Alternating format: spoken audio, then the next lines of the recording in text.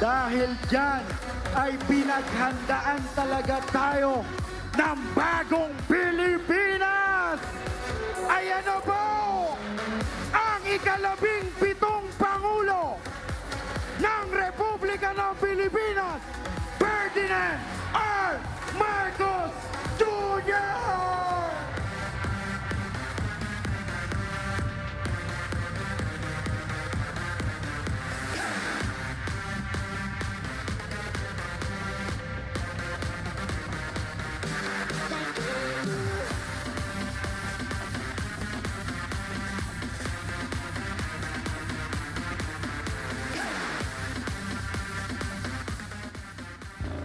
Magsitayo po tayong lahat para sa pambansang awit ng Pilipinas sa pangunguna ni Ms. Deseline Enano.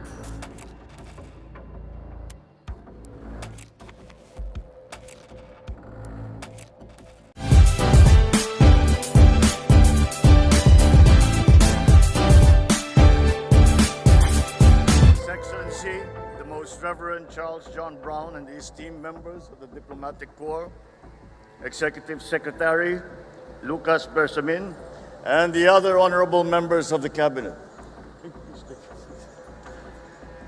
The honorable members of the Senate, members of the House of Representatives, the National Historical Commission of the Philippines Chair, Lisa Guerrero Nakpil, Manila City Mayor Hani Lacuna, of course, the proponent of much of what we are to be seeing today, the First Lady Luis Araneta Marcos.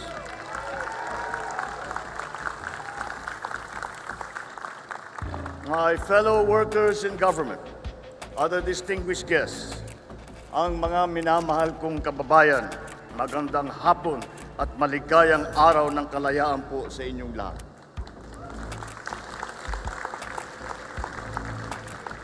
Isang 126 na taon ang nakalipas mula nung unang itinaas ang watawat ng Pilipinas bilang pagpapahayag ng pagsilang ng unang republika sa kasaysayan ng Asya. At sa ating paggunita, muli nating bigyang pugay ang diwa ng araw na ito, ang pagkakaroon ng isang malaya at nagkakaisang bayan. Ang kalayaang ito ay hindi nakamit ng walang katumbas na kabayaran, ang luha, dugo at pawis na inialay ng ating mga ninuno sa dambana ng demokrasya at pagkapantay-pantay. Sa kanila, sa ating mga ninunong mga bayani, ihinahandog natin ang araw na ito. Ang tema ng ating paggunita, kalayaan, kinabukasan, kasaysayan, ay nagtatampok sa kahalagahan ng pagbabalik tanaw sa ating nakaraan. Dahil ang tagumpay sa pagtanggol ng ating kalayaan at sa pagbubuti ng ating kinabukasan ay nakasalalay sa ating patuloy na pag-alaala sa kasaysayan. Sa araw na ito, noong taon 1878, isang mahalagang pahayag ang ating ipinarating sa buong daigdig. Itinatampok ngang kabanatang ito ang ating kalayaan mula sa higit 300 taon panakop ng mga Kastila. Hindi naging madali ang pinagdaanan ng ating mga ninuno. Ngunit sinikap pa rin nilang makalaya at tanikala ng dayuhang pamumuno.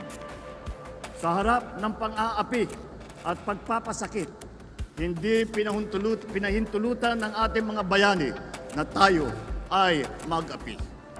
Ang pagpaslang sa 3 paring sekular na sina Mariano Gomez de Los Angeles, Jose Apolonio Burgos y Garcia at Jacinto Zamora y del Rosario, o mas kilala natin bilang Gombursa, ang siyang pumukaw at nagmulat sa kamalayan ng taong bayan sa ating pagkabansa na hiwalay na tayo sa Espanya at sa simbahang Katolika. Ang kanilang di makatarungang kamatayan ang siyang nagsilbing mitya sa pagsiklab ng mga kilusang nasyonalismo. Una rito, ang mga reformista na pinangungunuhan ng mga ilustrado tulad ni Jose Rizal, Marcelo H. del Pilar, Graciano Lopez Haina at ang magkapatid na Antonio at Juan Luna. Gamit ang kanilang angking dunong at galing, nakipagsapalaran ang mga ilustrado sa pangingibang bansa upang pag-aralan, siyasatin at isulong ang mapayapang paraan ng pagbabago. Pinangarap nila na makamit ng mga Pilipino ang karapatan na mabuhay ng payapa at ang kapangyarihan na ihalal ang kanilang mga pinuno. Subalit ito ay hindi napakinggan ang panawagan ni Jose Rizal. Bagkus ay ikinulong at sinikil ang kanilang kalayaan. Dahil dito ay sumiklab ang mga kilusang revolusyonaryo sa pangunguna ng mga katipunerong iniibig na palayain ang ating bayan sa pamamagitan ng mas mariling pag-aaklas. Noong ika-23 ng Agosto, taong 1876, pinunit ng mga katipunero ang kanilang sedula na naghudyat sa simula ng himagsikan laban sa mga Kastila. Ang kamatayan ni Jose Rizal sa Bagong Bayan na ngayon ay tinatawag natin na Luneta, ang siyang nagpatibay sa damdamin ng mga revolusyonaryo na ipaglaban ang kalayaan ng ating bansa. Matapos ang pakikibaka sa loob ng maraming taon, sa ilalim ng pamumuno ni General Emilio Aguinaldo, tuluyan nang nakamit ang ating kasarilan noong ika-12 ng Hunyo ng taong 1878. Noong ika-23 ng Enero, taong 1879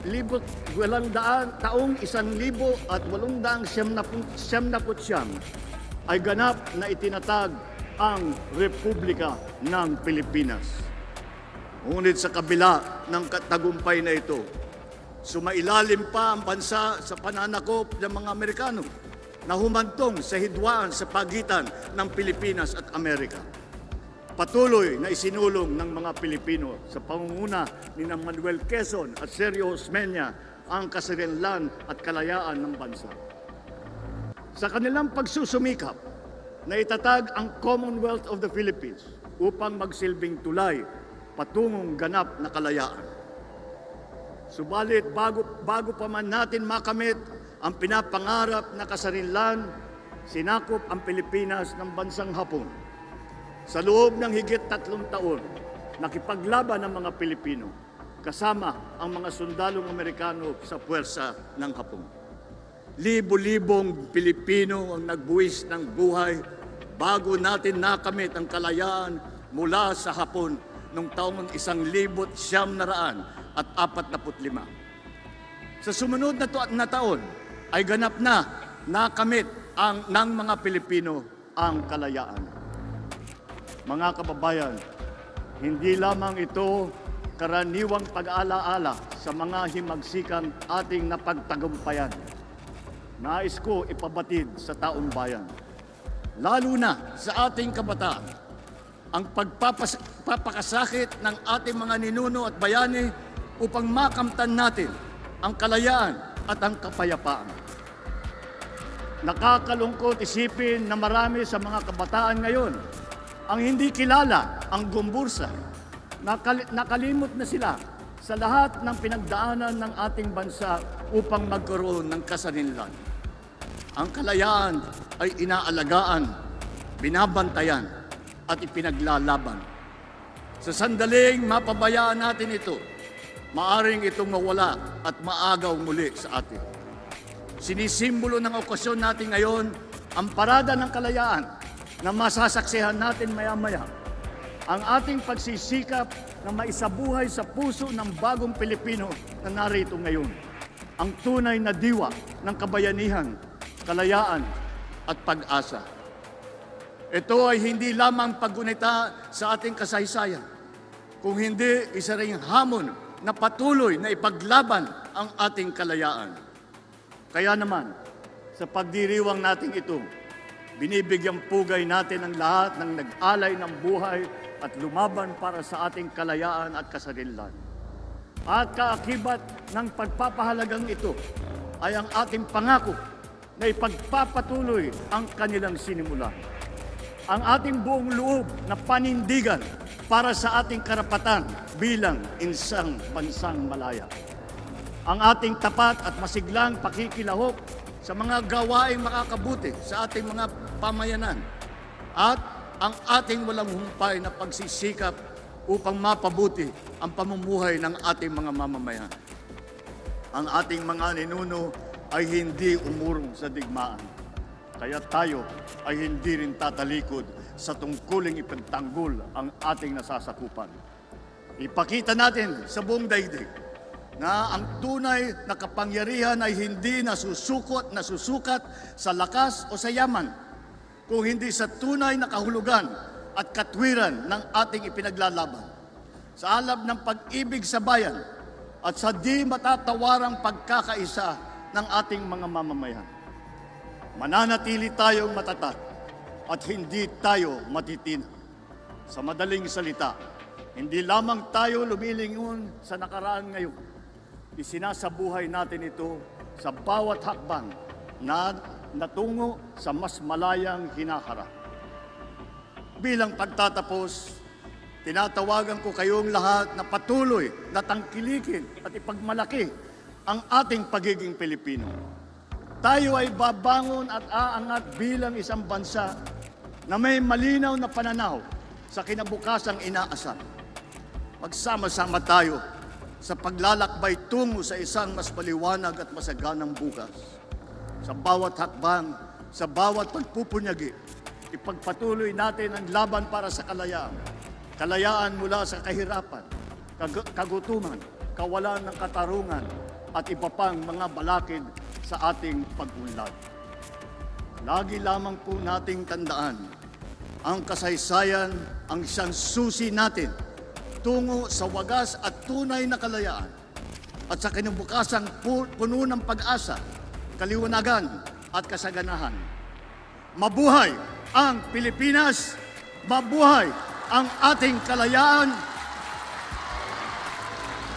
Mabuhay ang lahing Pilipino ngayon at magpakailanman! Mabuhay!